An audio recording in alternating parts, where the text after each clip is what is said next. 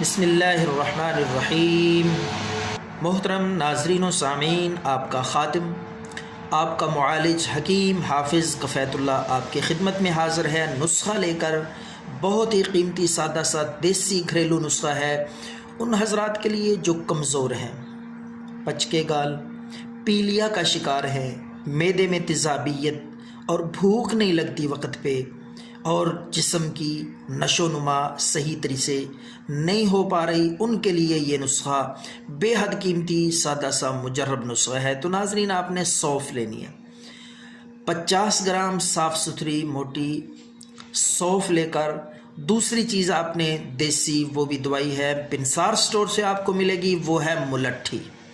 یہ دونوں چیزیں آپ 50 گرام لائیں، ہم وزن برابر مقدار میں۔ ان کو لا کے آپ صاف کریں، اچھی طرح صاف کر کے خشک کر کے ان کو کوٹ لیں تاکہ ان کا صفوف بنایا جا سکے۔ اس کے بعد آپ گرینڈ کر کے باریک صفوف آٹے کی طرح تیار کریں۔ تو جب صفوف بن جائے، اس کو آپس میں یکجا کر کے مکس کر کے کسی شیشی اور ڈبیا میں محفوظ کر لیں۔